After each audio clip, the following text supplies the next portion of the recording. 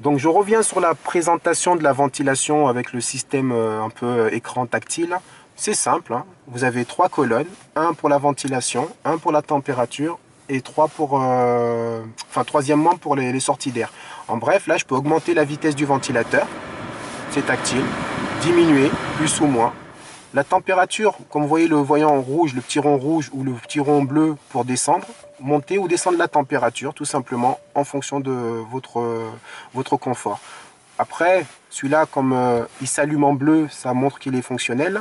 C'est pour tout simplement avoir de l'air qui remonte vers le haut, de l'air qui vient vers le corps et de l'air qui descend. Donc depuis le siège, tout simplement. Vous avez le recyclage de l'air qui a le même symbole que dans la C4, sauf qu'il est mis de manière tactile. Vous avez la clim, donc quand vous voyez un petit liseré bleu là qui montre bien que je l'ai mis en fonction ou qui disparaît quand je l'ai désactivé. La clim qui est là, tout simplement, comme je l'ai mis tout à l'heure avec le dégivrage avant, qui se met automatiquement en route.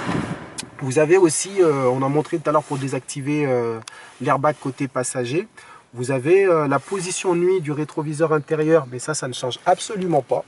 C'est en cas où vous êtes ébloui par quelqu'un qui vous suit en feu de route, il vous suffit de tirer cette petite languette. Donc c'est pas parce que ça s'appelle position nuit qu'il faut le mettre la nuit. C'est seulement si vous êtes ébloui, vous tirez ça, vous verrez derrière, mais vous serez moins ébloui, comme avec des lunettes de soleil.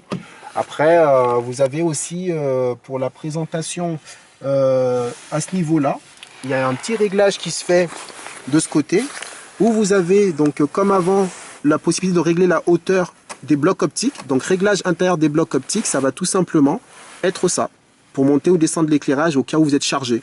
Là vous avez le réglage donc, qui perturbe pas mal de monde pour les rétroviseurs. Donc quand vous venez vous installer, sur la C4 ça se trouve ici, au niveau de la portière, au niveau des vitres latéraux pour régler les vitres. Mais là vous avez une petite manette qui est très simple, vous la tournez à gauche, et ça vous permet de régler le rétro gauche en montant, en descendant. Donc vous avez une manip comme un joystick en fait. Gauche, droite, bas, haut. Une fois que vous avez fini votre réglage, il vous suffit de mettre au centre si vous voulez rien régler. Ou de tourner à droite pour régler le rétro droit. Donc pareil, je descends, je monte, je vais à droite, je vais à gauche. Voilà. Donc c'est une manip très simple pour régler les rétroviseurs. C'est assez pratique comme ça. C'est loin de l'accoudoir ici et ça permet de moins le toucher. Et c'est pour tout, simplement les réglages intérieurs, il n'y a pas d'autre chose de nouveau par rapport à la C4.